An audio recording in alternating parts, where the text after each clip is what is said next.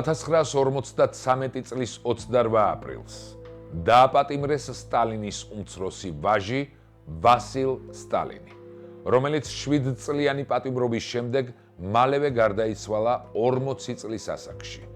ქვემოთ გაეცნობით საინტერესო დეტალებს მისი ხანმოკლე ცხოვრებიდან. ვასილი სტალინი დაიბადა 1921 წლის 24 მარტს მოსკოვში. იგი იოსებ სტალინისა და მისი მეორე ცოლის, ნადეჟდა ალილუევას პირმშო იყო. დედის თვითმკვლელობის შემდეგ ვასილი ფაქტობრივად მამასაც იშვიათად ხედავდა. მისი აღზრდა ითავა ბელადის უსაფრთხოების უფროსმა, გენერალმა ნიკოლაი ვლასიკმა, ასევე მისმა ხელქვეითებმა. დაახლოებით 17 წლის იყო, როცა კაჩინის საავიაციო სკოლაში შევიდა. მიუხედავად იმისა, რომ ახალგაზრდა კაცს არ მოსწონდა თეორიული სწავლებები, სინამდვილეში ის შესანიშნავი მფრინავი აღმოჩნდა. დიდი სამამულო ომის 1941-1945 წლებში მსახურობდა მოსკოვის სამხედრო ოლქის საჰაერო ძალების მებრძოლ პოლკში, სადაც რეგულარულ ფრენებს ასრულებდა. ომის დროს არაერთხელ მიიღო ოფიციალური შენიშვნა მამისგან და არაერთხელ დაუქვეითეს წოდება სხვადასხვა დანაშაულის გამო. მაგალითად, ომის დროს ვასილიმ მოასწრო თევზაობა საავიაციო რეაქტიული რაკეტებით, რის გამოც დაიღუპა მისი პოლკის ინჟინერი, ხოლო ერთ-ერთი საუკეთესო მფრინავი დაიჭრა და სამუდამოდ ვეღარ შეძლო ფრენა. მთლიანობაში ომის დროს განახორციელა 26 საბრძოლო გაფრენა. ერთი მონაცემებით ჩამოაგდო 5 გერმანული თვითმფრინავი, მეორე მონაცემებით 3. მესამეს თანახმად კი 2 პირადად და 3 ჯგუფში.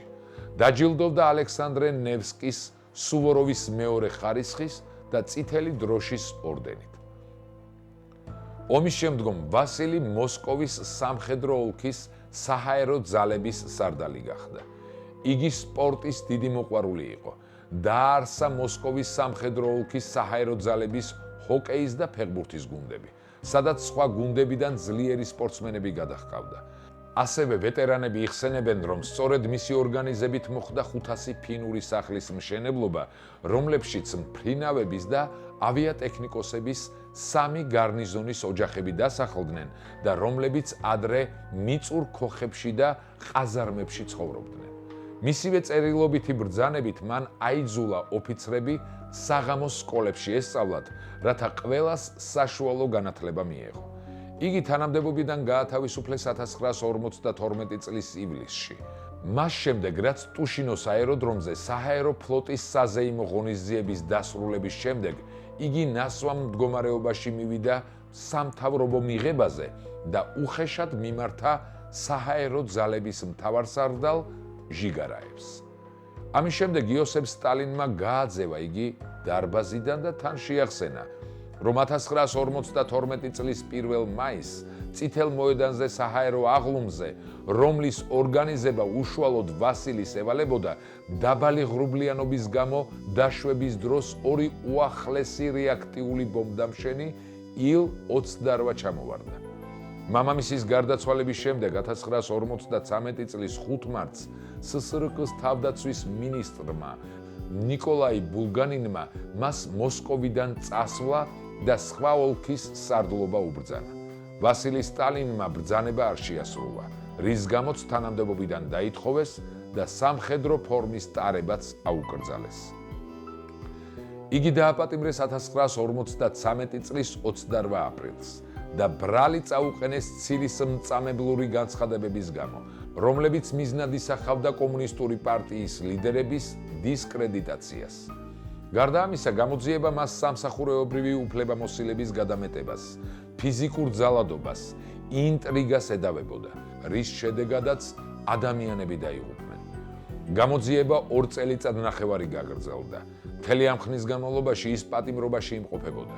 გამოძიების დროს ვასილიმ აღიარა ყველაფერი, მათ შორის ყველაზე სასაცილო ბრალდებებიც. ვასილი სტალინს ანტისაბჭოთა პროპაგანდის გამო 8 წლით თავისუფლების აღკვეთა მიუსაჯეს. სასჯელს ვლადიმირის ცენტრალში იხდიდა როგორც ვასილი პავლოვიჩ ვასილიევი. მისივე თხოვნით დაინიშნა ციხის მეურნეობის მექანიკოსად. როგორც ციხის მორიგი ალექსანდრე მალინინი იხსენებდა, სტალინი კარგი ხარატი იყო. იგი გადაჭარბებით ასრულებდა გეგმას. მან ასევე გაიხსენა, რომ იქ ხელსაწყოების შოვნა რთული იყო და მისი თხოვნით მისმა მეუღლემ ჩამოუტანა 2 მძიმე ჩემოდანი საჭრელებით და სახარატე ჩარხის სხვა აქსესუარებით. ვასილი ციხეში მძიმედ დაავადდა, ფაქტობრივად ინვალიდი გახდა. აპროტესტებდა დაუსაბუთებელ დაკავებას. მან არაერთხელ მისწერა წერილები ხრუშჩოვს, ვოროშილოვს, ბულგანინს და სხვებს მისი საქმის შესწავლის მოთხოვნით. წერილები უადგილო იყო, რადგან 1956 წელს გაიმართა სკკპ მეოცე ყრილობა, სადაც დაგმობილი იყო სტალინის კულტი. ციხიდან 1960 წლის 9 იანვარს დროზე ადრე გაათავისუფლეს. შეხვდა ნიკიტა ხრუშჩოვს. 21 იანვარს თავდაცვის მინისტრმა შეცვალა 1953 წლის ბრძანება. რედაქტირების შემდეგ დოკუმენტში ეწერა, რომ ვასილი თავისით გათავისუფლდა არმიიდან. მას 60-ოთახიანი ბინა მისცეს მოსკოვში და პენსიაც დაუნიშნეს. 1960 წლის 6 აპრილს ვასილი სტალინი კვლავ დააპატიმრა კაკებემ ანტისაბჭოთა საქმიანობის გაგრძელების გამო.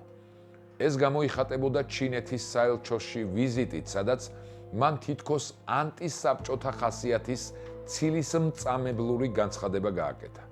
ის კვლავ ციხეში დააბრუნეს სასჯელის დარჩენილი ნაწილის მოსახდელად. ვასილი სტალინმა მთელი წელი ლეფორტოვოს ციხეში გაატარა.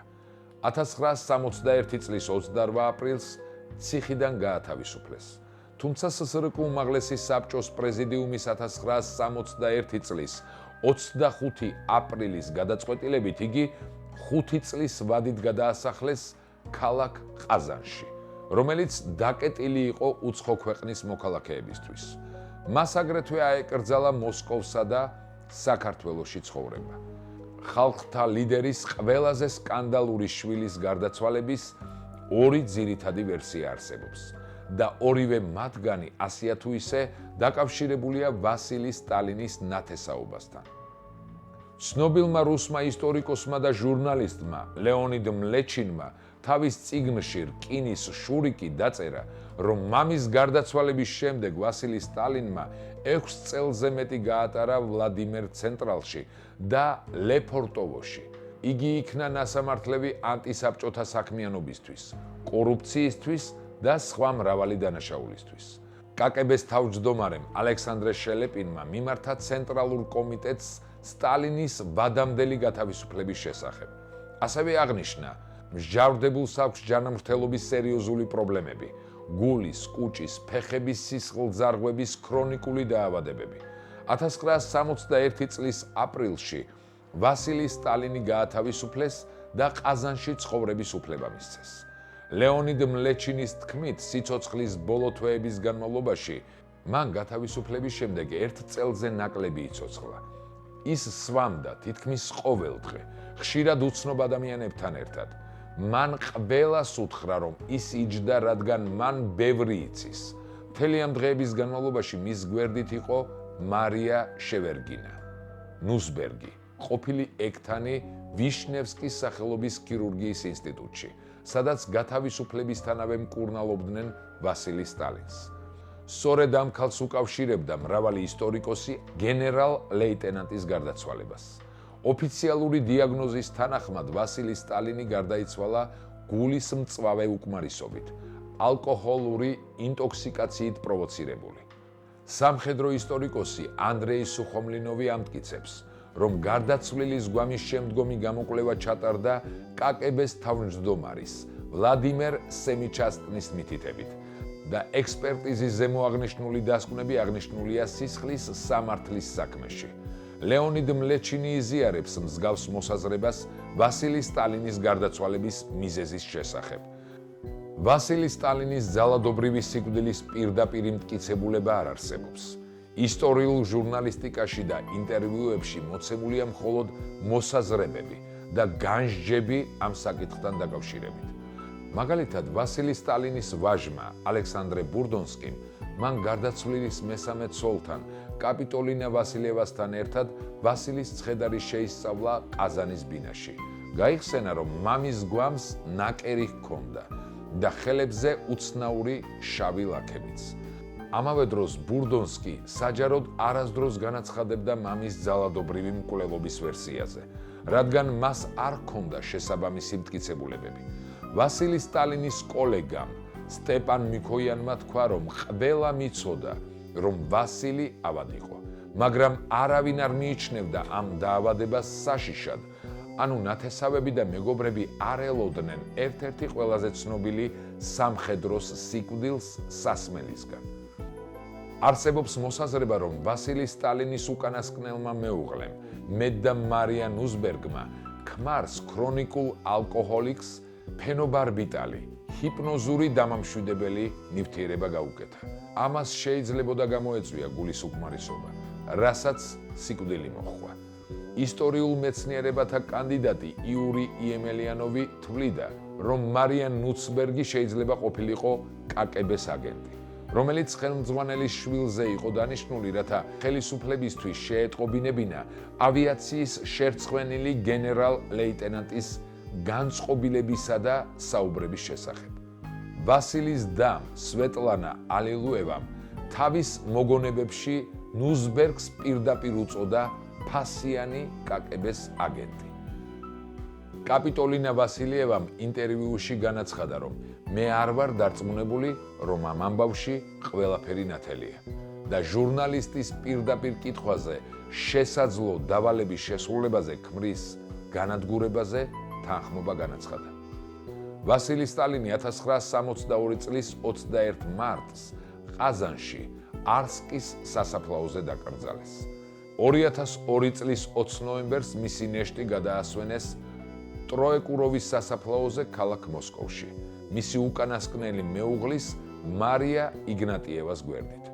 დაგვიწერეთ თქვენი აზრი ვასილი სტალინის შესახებ, გამოიწერეთ კარდუს გვერდები, მოიწონეთ ეს ვიდეო და გაუზიარეთ რაც შეიძლება ბევრს, რათა ყველამ გაიგოს ამბები საქართველოსზე.